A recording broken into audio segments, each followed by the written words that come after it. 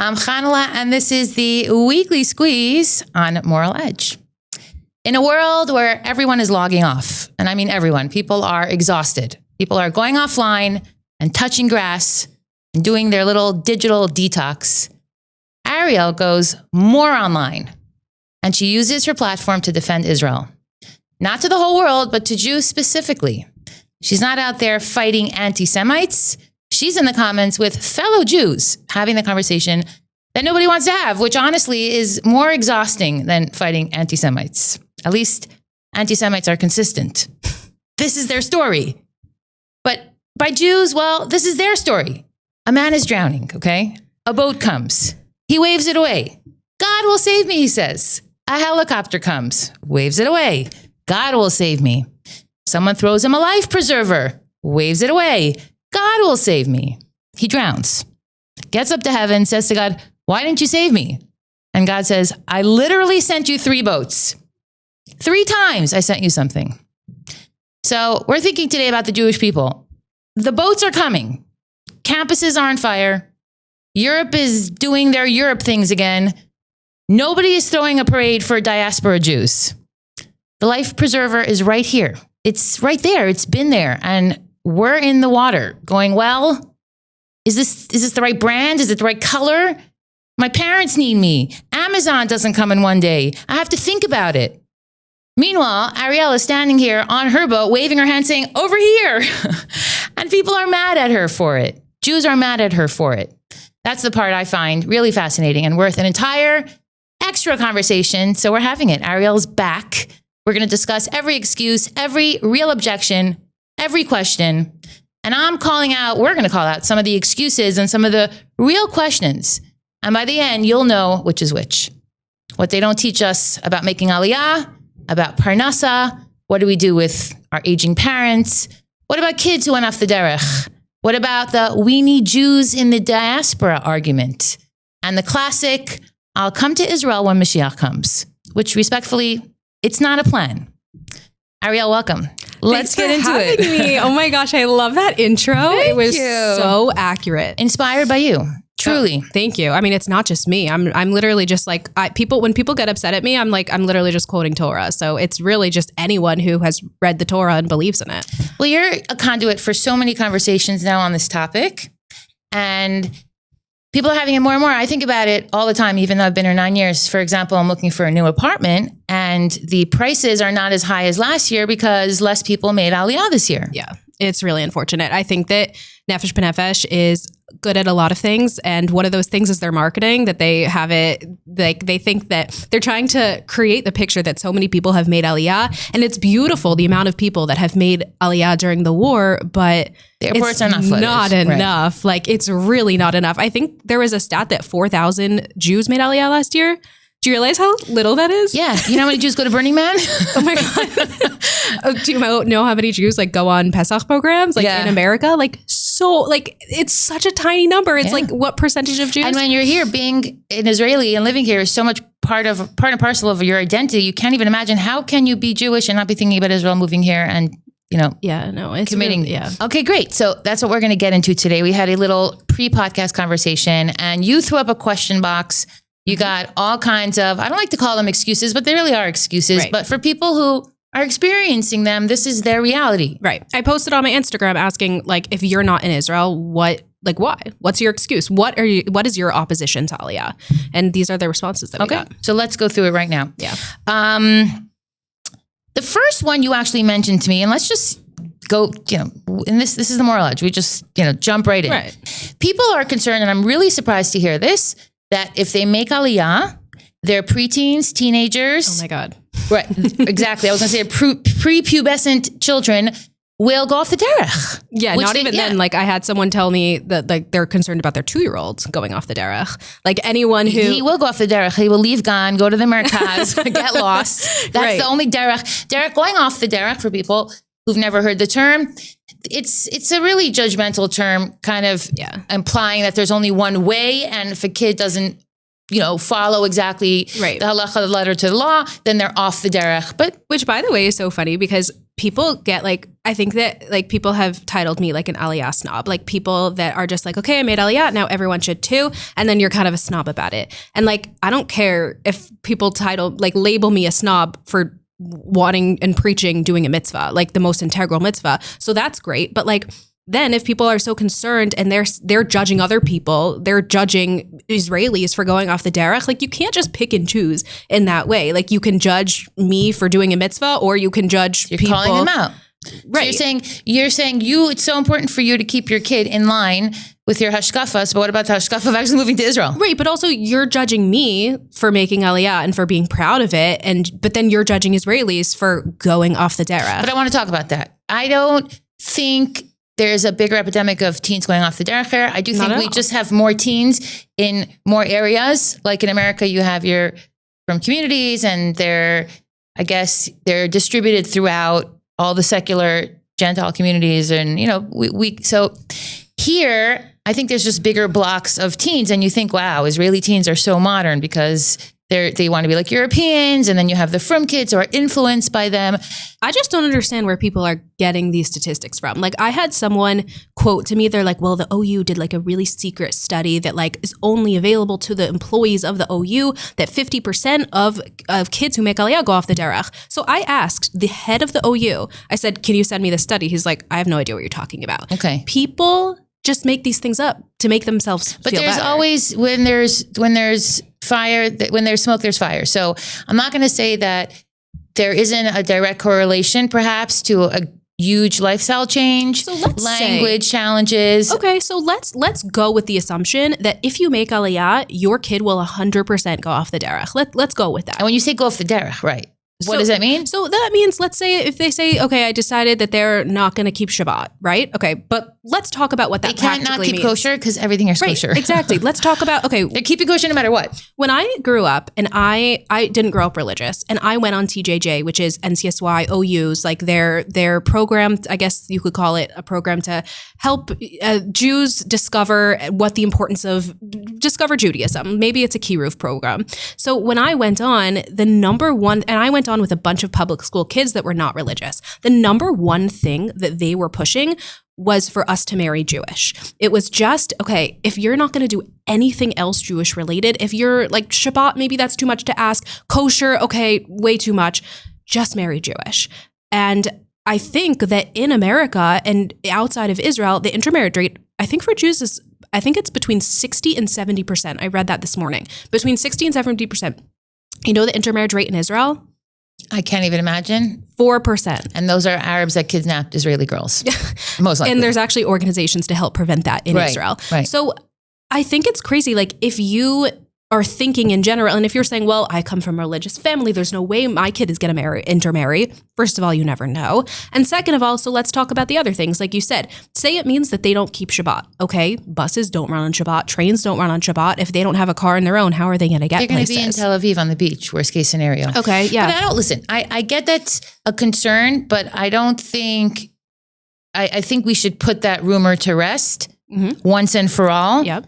If you are consistent parents and you practice what you preach and you behave the way you should, and your kids don't want to be out on the street. Children who rebel generally spend too much time out of their homes looking for some sort of thrill that they're not, or some sort of satisfaction or self-worth that they're not getting at home. So Israel, your home here is going to be the same home you have abroad. It has to be loving. It has to respect Judaism. It has to be a place your kids want to be. If your kids want to be there, sure, there's all kinds of exciting things happening here.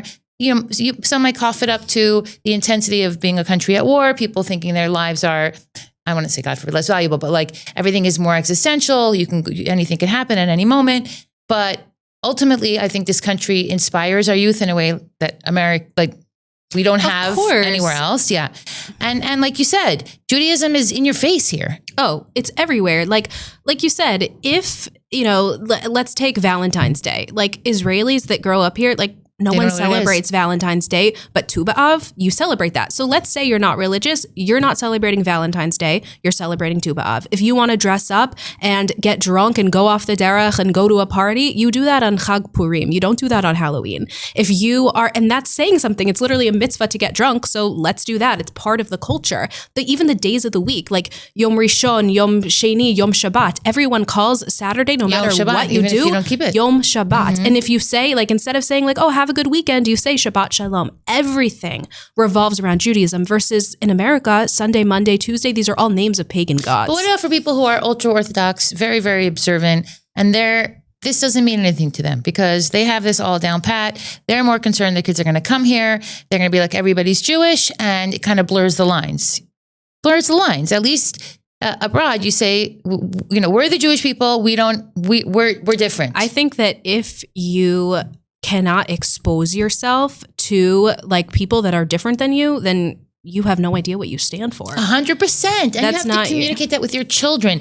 My children have first cousins in this country that are completely secular, gay, living completely different lifestyles, and they're first cousins. And they have a respectful relationship and they go to the same weddings. And they've had conversations about why my daughters don't go to the army, but they've been respectful. Yeah. And we can learn to love and have relationships with Israelis who have completely different values than us, but still it's a Jewish relationship because at its essence, we're brothers and we're here to support each other. Yeah, totally. No, that's what it is. You have to be able to converse with other people. You have to be able to see other Jews in different ways. And that's honestly what I'm trying to do is just start a conversation between Jews that practice differently than me, that maybe have different beliefs and start a debate. Like, I think sometimes when people get offended, they think of it as like, oh my gosh, it's like you against me. It's so disrespectful. But I'm just like, let's look in the Talmud. Let's look at how Jews have debated and discussed Torah and Judaism for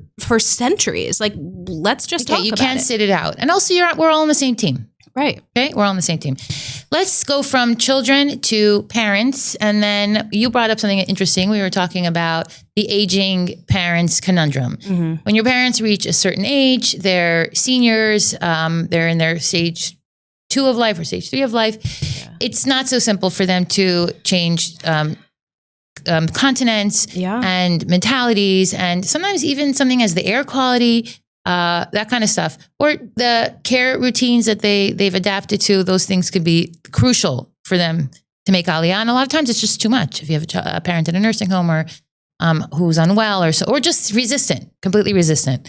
So one of the things you pointed out is that we can't really fix that. Okay, even though I will say we've all seen senior citizens come here in their 80s and 90s and love it. And thank God that they can live the rest of their lives here and be buried here and be with their grandchildren and great-grandchildren. Yeah. But ultimately, it's a lot about planning. Yeah. And the goal is really that the younger generation should get their parents on board. Yeah. So that by the time they get married, make Aliyah, their parents are one step in the door. Yeah, I think that the main point here is that, like, obviously I think it would be great and ideal if every Jew made Aliyah tomorrow. But I think that in order to be realistic, everyone has to have a plan. Like, I know that there's a big rabbi in New Jersey who has a 5-year plan and told his congregation 5 years in advance that he's making Aliyah. So he's preparing everybody. And I think that that's what everybody needs to do for themselves. If you say, okay, I am going to make Aliyah within 5 years. Now, I want to give a caveat to this that I don't think that most of the time this applies to young people who are like 18 years old coming here for the year. That you should just stay. I think if you have a 5-year plan after you go back to America, whatever, that's a different story. But people who are older, who have already started their life in the diaspora in America, then you come up with a plan. You tell your parents, okay, this is what I'm going to do. Because ultimately, this hard work of doing this for your parents, for your grandparents, it's ultimately so your kids don't have to. Because your kids don't want to be the people that, that rip your life away. When you have settled in America, they want to be the people who you can do this for your kids. For sure. And in general, it's almost like a natural,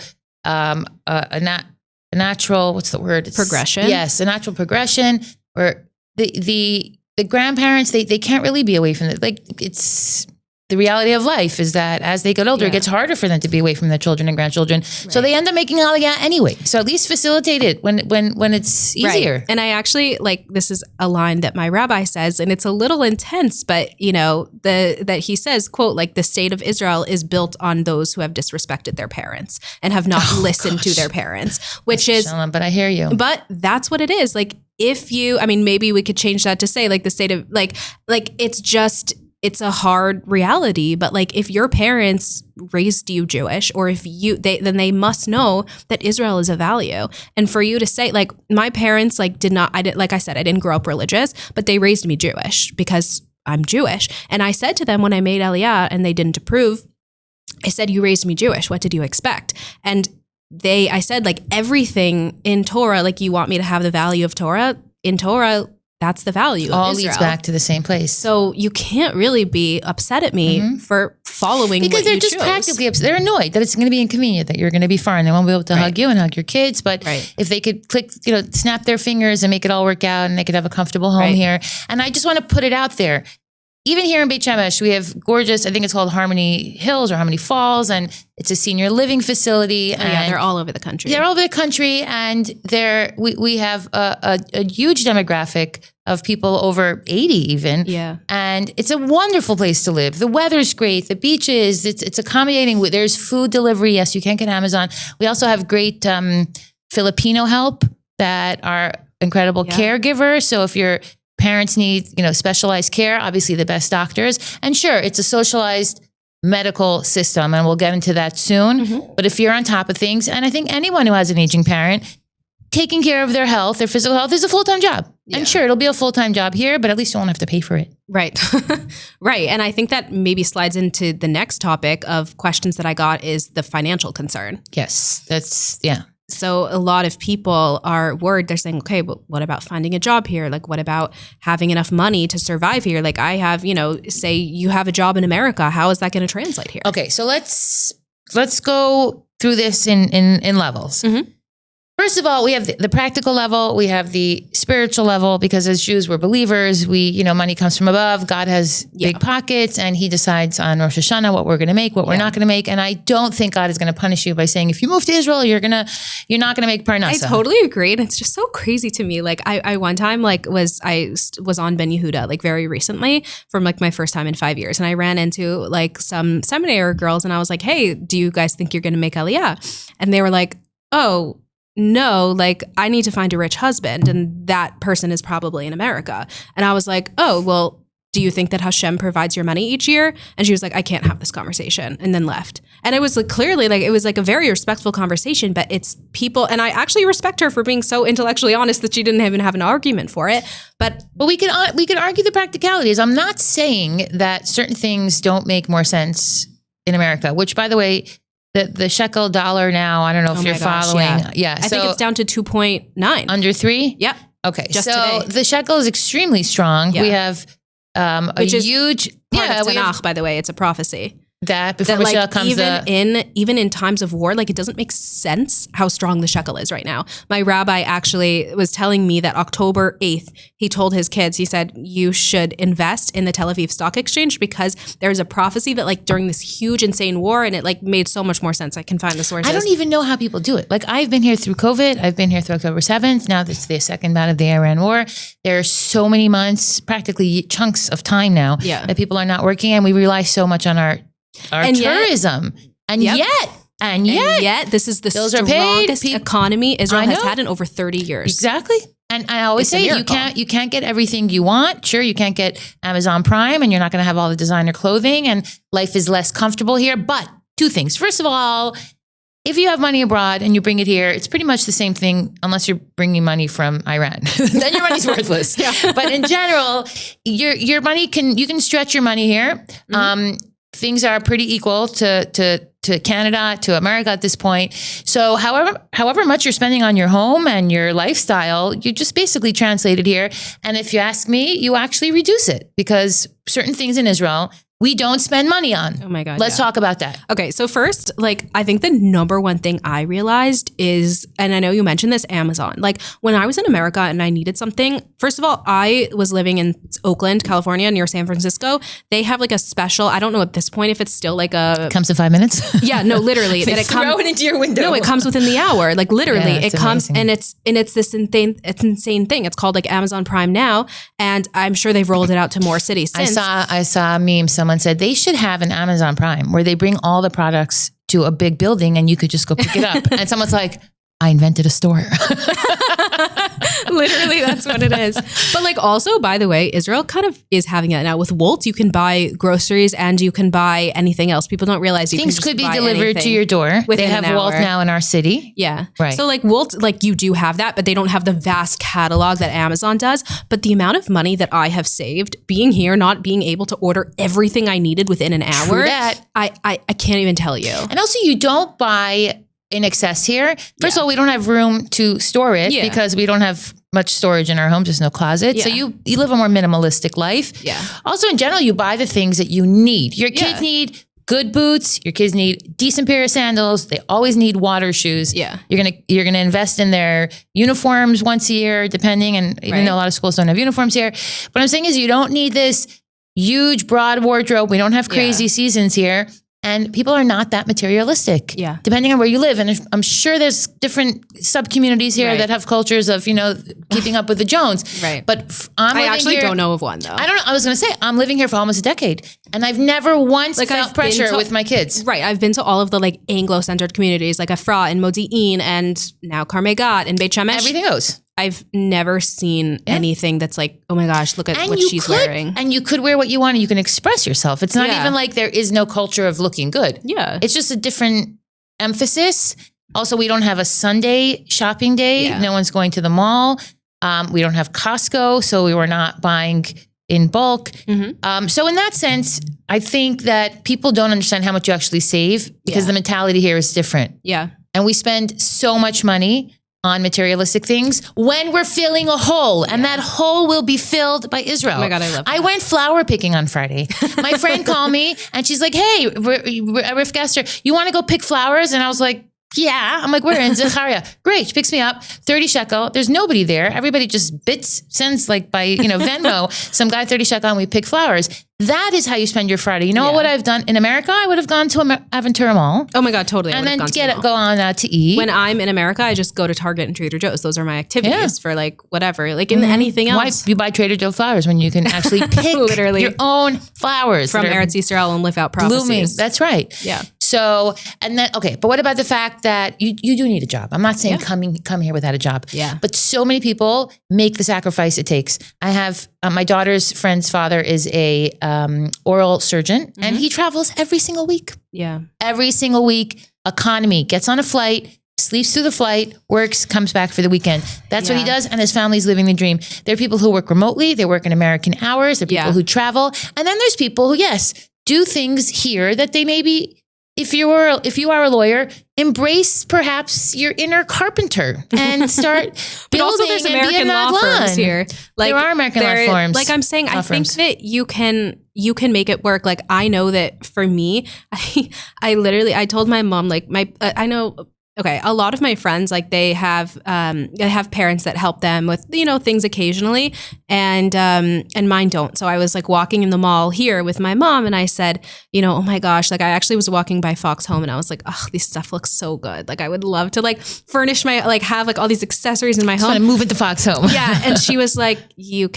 just have to work hard at it, and I'm like, okay, so I will. And that's what I've been doing. I think that if you have like that inner motivation, don't just sit back and expect everything's going to come to you. Like you actually have to like be active, do things, and just follow Hashem's will. Yeah. And speaking of Hashem's will, sometimes we get a very big challenge in life. And that includes special needs children who have ADHD, children who have physical disabilities, who go to special camps, special schools, have all kinds of medications, and it becomes a lifestyle taking care of their needs. So let's get into that because it's fair to say that could be a huge factor in somebody's decision to make Aliyah or not because of the fear of the unknown. Yeah. Not because we're not situated.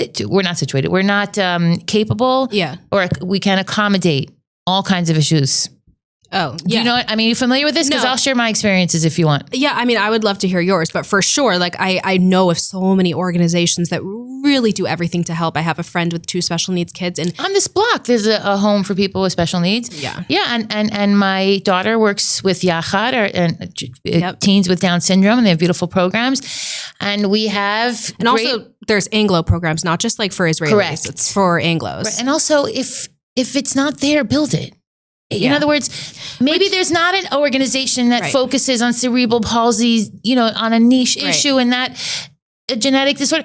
This is your opportunity. And that even goes back to the financial aspect that I was saying, like, oh my gosh, I'm just going to try anything and I'm not just going to sit down and work hard. That is why Israel is like the #1 startup nation. And that's why we're so successful, because we see a hole and we are so passionate about living here and we fix it and we know. make it. And it's funny because people don't mention this enough, but the only reason I think the only thing that I think needs to change in Israel that we don't have a handle on, don't laugh, is the hair lice situation. And this is a perfect example. It's like completely fixable. It's completely fixable. What's the deal here in Israel? I think once a year, a wind blows from Egypt and just the plague of lice, leftover lice from the plague just settles on all our kids' heads. And you could see mothers on their porch here combing their ears. You could see kids scratching. You don't get sent home if you have lice. There was a story, I don't know if it's a myth or not, a kid once was sent home from school and it was traumatizing and she self-harmed. And from now on, you don't get sent home if you have lice. What I'm saying is, if I ran for office here, that would be my platform. I want cleaner streets, cleaner heads. Oh my God. and whatever else it I might will be. say, like, I mean, my kids are young, but I still, like, thank God we've never experienced lice, and I don't know anyone that has. Oh, okay. So, like, it's really a great, I guess. I know the platform. Cleaner streets, cleaner heads, and cleaner mouths. It bothers me when they play hip hop music in the stores and it's not censored. It's because they don't know. Israelis don't understand the English. But the curse words here they just don't land the same way they do in America. Yeah. And I'm sometimes very offended. No, there was a whole thing like in our WhatsApp group in Carmegat that like we was like a petition to change the song. So we like found the owner of the mall and texted him, and then now the songs were changed. Okay, good for you. I was going to say liquor store. It was a liquor store. I don't drink. I was in a liquor store and the music was and I was waiting online. It was one of the most offensive things I've ever heard. And like everyone's just going on their dilly-dally day. And I'm like, no. Cleaner streets, cleaner heads, cleaner mouths. I support you. Thank you. So what I'm saying is, sure, that is the whole conversation. Why do we need all of you? Because if the doctors come and the lawyers come and the builders come and all the talent comes and the rich guys come and the creatives come, that is the team that builds the infrastructure that creates the resources you need to live here. Oh my gosh, there's so much to talk about. I'm very excited about this, because as you can see. And then I feel Pulling like up my list. Yes. Maybe this goes into another argument that people say is that we need Jews in the diaspora. So before we even touch that, I'll say that Jews who imagine that everyone made Aliyah. You know how successful Jews are around the world? If they just came here, imagine how much more successful Israel will be. If the successful lawyers and the successful, just anyone. My idea for October 7th, the second year, was the Jews should just, for 24 hours, Jews stop. Yeah. On October 7th, Jews stop. That's powerful. Everyone just stops. Why? So that you remember. Because if Jews stop, it'll have such a ripple effect. The whole world could essentially crash. I'm talking about really stop. No, really. Exactly. Now, what happens abroad? I don't know. It creates a vacuum. Let the anti-Semites fill it with their poisons. But our job is to make this the best situation for the Jewish people. So I agree 100%. Mm-hmm. But I know people are listening and thinking, okay, tachlis, on a data, I think the age range between us are people who have school age children. Mm-hmm. So let's focus on that. Yeah. We talked about the teenagers going off the derech and why we think that's just a rumor and a myth and totally handleable, manageable. But schools, and I remember schools here don't have websites. If you're looking online and trying to figure out what the schools look like on their, it's not, maybe you could register online, and don't get me wrong, they have great systems that the kids have passwords and their homework's logged and they're, oh, cute. Yeah. So everything is very high tech and professional in that sense, but the schools are run down, especially the more the more public schools, we call them here. And they're not super impressive on the, at a glance. My kid's school has a full farm. I mean, we're talking, Really? goats and guinea pigs. Oh my and gosh. Middle of class, you'll just a duck quacking by. Oh my God. Yeah. But, and it smells like a farm too. But you know what? There are kids who are really hands-on with animals. And Right. so the first time you come in, if you're from America, you're going to be like thinking, oh my gosh, germs, where's the FDA? Why is there a kid holding a newborn goat, God. which is named after the principal? That's a different story. Oh my God, that's hilarious. But that is what we're teaching our kids here. We teach our kids other things. Yeah. First of all, you have a shorter school day because we're teaching in Hebrew. So yes, it's a big issue for people. Wow, it's a shorter school day. Your kids are home at 2. However, there's a method to the madness. My kids are never home. School could be finished at 12 o'clock. They're never home. They're either at their after school programs, hanging out with their friends, part of Ezra, which is a social program here in school, or just out and about. Right. Which, by the way, I think is so much better for the kids. Like, whoever said that, this kid should be in school in a classroom from like 8 a.m. to 5 p.m. Like, that's so horrible for like how the kids need to run around and need to Instead, they experience should life leave for at 1 p.m., themselves. go get an iced coffee at 9 years old and go to the park with their friends. Okay, but let's talk about the actual school system. So, and I was thinking about this earlier. There's every stripe and type in this country. Whatever you want to educate your kids, there's Chabad in my community here in Beit Shemesh. Yeah. There's a Chabad. I think there's 2 Chabad houses. So whatever. There's a Chabad in my building. Yeah, exactly. So however you want to educate your children, you will find a system. Be prepared for it to look different. Right. Be prepared for the growing pains. And yes, this is Israel. We speak in Hebrew. Yeah. It is what it is. Yeah, I had one message that said like, okay, but I'm like a certain type of Haredi. Like, I don't think I'll fit in Israel. Like, I saw that. Like, there's literally every type of Jew here possible. Exactly. And you'll find your people. Yeah. And if not, you'll get a caravan and you'll find 9 other people and you'll make your new people. Yeah. That's just the way we roll here. Exactly. So as far as the school system goes, things are different here. Obviously, we're very focused on the military, so we spend a lot of time outdoors. One of my 16-year-old daughter's school trips includes walking to Jerusalem with Minnie Mouse headbands in the middle of the night that glow in the dark. I was like, is that like before Shavuot? Yeah, it's like one of these, I'm not sure exactly when it is during the year, but it's one of these like initiatives that the girls should grow in their gain resistance, because that's what we do here. These girls are going to go into volunteer resilience. Exactly.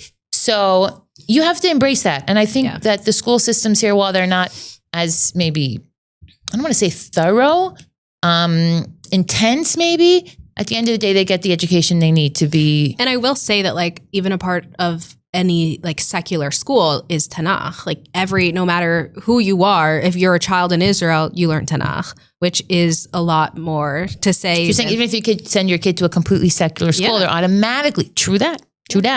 If you are completely secular and you're like, well, I don't even know how I'm going to begin this journey. Don't worry. The school is going to instill in your kids the basic education they need to be decent Jews. Yeah. And that's priceless. Totally. And it's literally priceless because it's free. It's free. Yeah.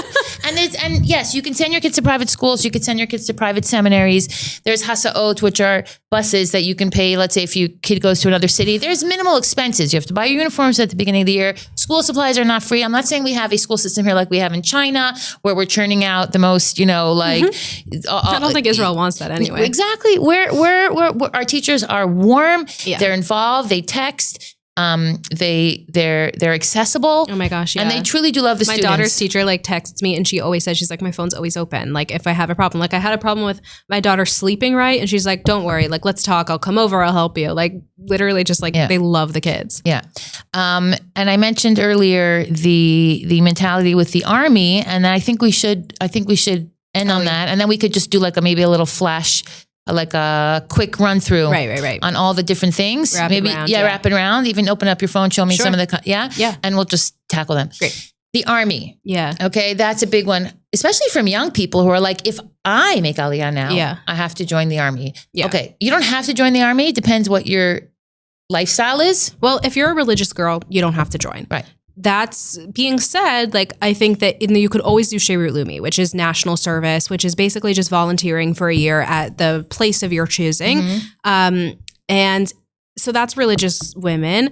Men, they do have to do the army, but I know that like It's a really hard topic, but like I didn't do the army. I didn't do Sheirut Leumi.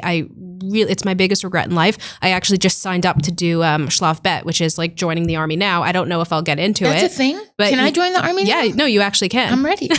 No, you really can. It's like you go to, I don't know what the website is, but you sign up and you wait. Like I signed up for the PR unit. Who knows what's going to happen? Sweet. But like, you can. And my husband can't do it for health reasons. So he didn't do the army, but the way that he got out of it was he didn't even want to risk like going through the army to that. He stayed in Israel after yeshiva, and then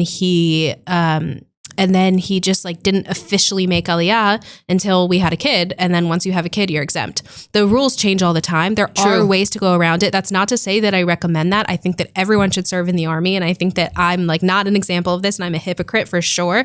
I really wish that I did, but I do like, there are ways around it. And Yeah, not only that, I think if there's a will, there's a way. In other words, if you come here and you're not sure if you want to be in the army, give it a minute. You might actually change your mind once you're here or once you start raising your kids here. So you have to. I do have I have a lot of friends that are in the army right now, especially in Miluim.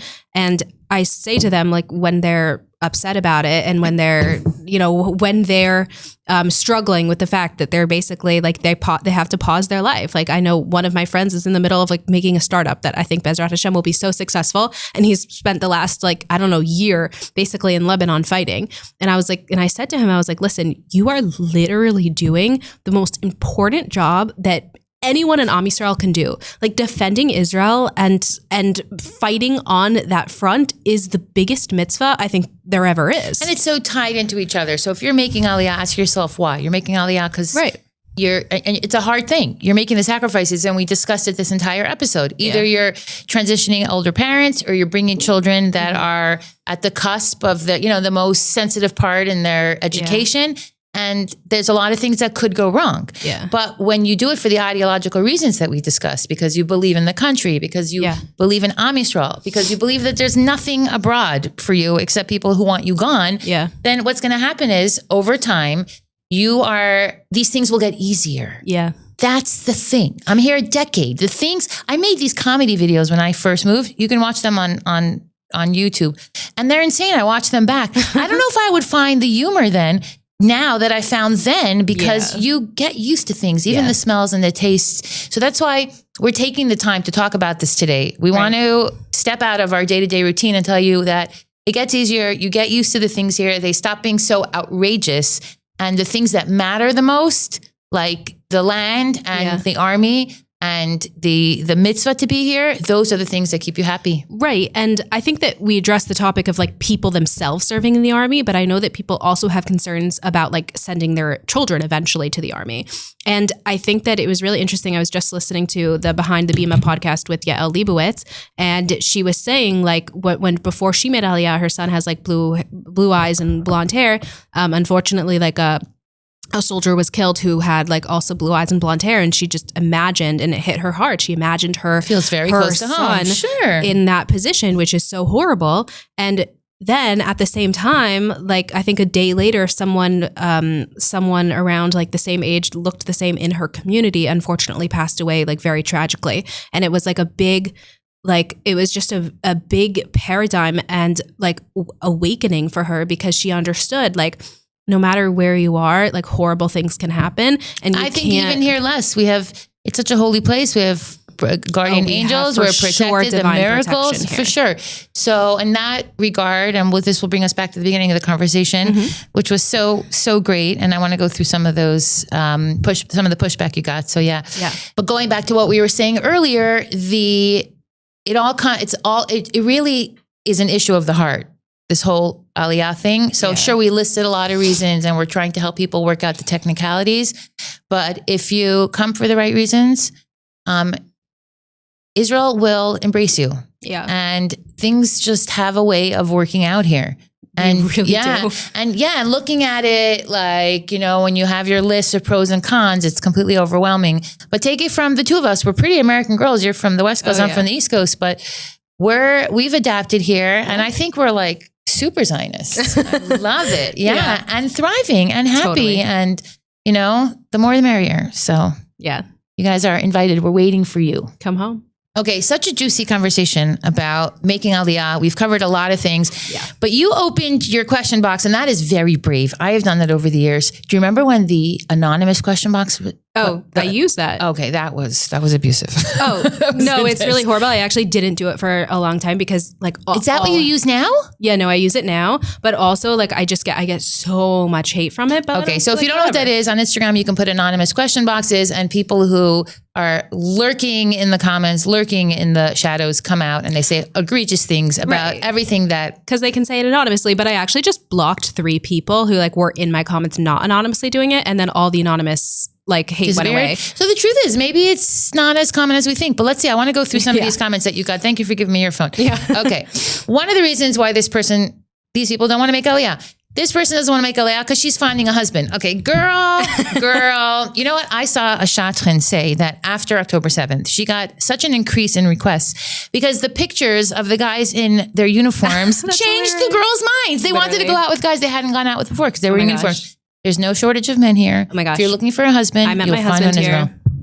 Yeah, no, everyone, like, I actually think that I don't have any more single friends. And I'm 28 now. And I think last year, like, all of my friends from college and from everything, I don't know anyone who's still single. Everyone meets your person eventually. I think so much of these conversations are like, you just have to have emunah and faith in Hashem. Like, if you believe that you are supposed to be in Israel, if you look at the Torah, you're supposed to be in Israel, Hashem's not going to punish you for being here. 100%. Annalisa Ben Shalom lives here, and she's a Chatrin, and she'll help you out. She'll help you.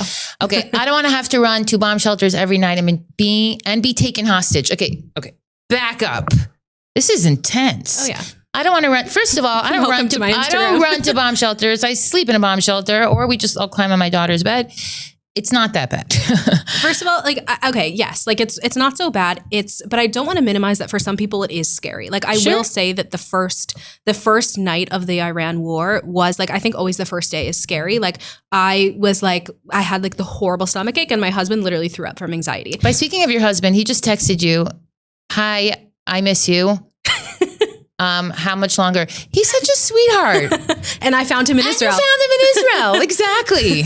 I'm scared to get any messages. I'm going to put on Do Not Disturb. No, it's on Do Not Disturb. It's on Do Not Disturb. He loves you. Okay, go on. And so what were we saying? Oh, the being scared in the bomb shelter. Yeah. So you can be scared for sure. Like it's scary here. Like you literally have ballistic missiles. You could also be scared walking in Aventura at night, or for a hurricane or a tornado or a tsunami or a million other things that we don't have here. Right. I think that first of all, 1000%. Also, the chances that you will be kidnapped or hurt by a ballistic missile, like those chances, I'm pretty sure statistically it's lower than anything happening to you in America. Like the amount of things that can happen to you in the diaspora, like an anti-Semitic attack, which literally happens every day. I think there's like a 400% increase in anti-Semitic attacks in the diaspora since October 7th. So here you actually have the army that protects you. We have billion-dollar systems that are literally like divinely created here to protect us. So I am not personally nervous about that. For sure, like the thought of it is scary, but like I think that you just have to be logical. Who said you can't live life with a little bit? I mean, I'm not saying everything has to be easy, but the Jews have always had it challenging. Oh, in every generation, like they've tried to destroy us. When did any Jews sit calmly and be like, "I'm feeling relaxed now"? Like we don't have. And if they have, then they've died from being exactly. It's only a matter of time till someone comes around the corner. Right. Someone wrote here, because not everyone has to. I disagree. Everyone has to. If you just open the Torah, you too, Mrs. Design AI. If you open the Torah, you'll see it there. You'll see. Yeah. A few people asked, how did you know you want to make Aliyah? We're going to tell people to go ahead and watch the episode I did with Ariel previously where we talked about your story, and it was so great. We spoke about elderly parents. People need to stop assuming that one can do it if they really want. So we were saying if there's a will, there's a way. I can't see it. Why can't, I think that you're underestimating yourself if you think like that. Like if there's a will, that you can't pull it off. Yeah. Like I think that our generation, if we're talking about struggles in our generation, it's a confident, like the number one things people struggle with is self-confidence. Like people just don't believe in themselves enough. So believe in yourself. Hashem believes in you. Believe in yourself. I made Aliyah with nobody. Yeah. And same. I didn't speak Hebrew. And I just showed up here. And I've been making a shturim ever since. We have no close relatives here. and would raise our daughter alone. Okay, that's fake news right there because there's no raising. Close relatives. I don't have immediate relatives here either, and you're never alone. Israel's First of all, you're literally never alone. When I made Aliyah, for 10 years, I had no close relatives here, and I did it on my own, and that's just how I lived here. There's no wasn't anything to compare it to. And my friends became my family, truly. Like if I ever needed something in the middle of the night, like giving birth, and you need someone to watch your kid or watch your dog, my friends literally kept their phone such a great support system here. On ringer so that I could call them in the middle of the night. Yeah. And that's what your family does. And really, and whatever you're missing will be replaced by a Temu version. No, I'm just kidding. But it will be, I say you'll make it work, you know, you'll make it work. And listen, I think we covered a lot today. Mm-hmm. I know some of you are sitting there and saying, okay, I hear you. Some of you are saying they don't understand my situation. And some of you are already Googling Nefesh B'Nefesh. So welcome. We'll see you soon. But here's what I want to leave you with. The boats are coming. They've been coming. The world is not getting more comfortable for Jews, and we know it. We just don't always say it out loud because saying it out loud means we have to do something about it. But you said it out loud, and you were practically canceled for encouraging people to make Aliyah, to a point that someone said to you, is it more important than keeping Shabbat? Or I'll come to Israel when Mashiach comes, and thinking like that's going to shut down the conversation. Yeah. So people actually canceled you for saying straight up, you need to make Aliyah. I think that, I get canceled basically every day, but one of the posts that not by your husband. Thank God. Yeah. But one of the posts that really went viral and tried to cancel me was when I said that it was in the beginning of the Iran war. And I said, this is controversial to say, but I don't think Jews in diaspora are doing enough. And I went and I said, you know what, people are saying, okay, but we're doing challah bakes, we're saying Tehillim, we're donating money. Yeah. Like what else do you want us to do? And I said, you know what? I can't tell you how much I appreciate that. We need that. And thank you so, so much. But what do I want you to do? I want you to actually play your part in Jewish history. I want you to be here. I want you to have a plan to actually come to Israel. And people lost it. And I think that it's so crazy. And touches a nerve. It touches a nerve. But what is the craziest thing to me is that even Israelis who live here got upset at it. And they were like, well, no, thank you for everything you're doing. We're so scared to upset people. Why are we so scared to yes, it has to be a respectful conversation. And the way I said it was respectful, but people are so upset that to have an honest conversation about Torah when it doesn't actually directly align with the values that they want. Well, we've discussed this at length on this show, the nuance, people will argue. And we said that, and I'll give an example. The Lubavitcher Rebbe was asked numerous times why he didn't make Aliyah if he spoke so publicly and staunchly about and in defense of Israel. And his answer was that the captain of the ship is the last to leave. Mm-hmm. So that's a very strong message for anyone who has a kila or has an influence. You might think to yourself, well, you might think to yourself, but you can encourage your community to make Aliyah, and it's not pleasant.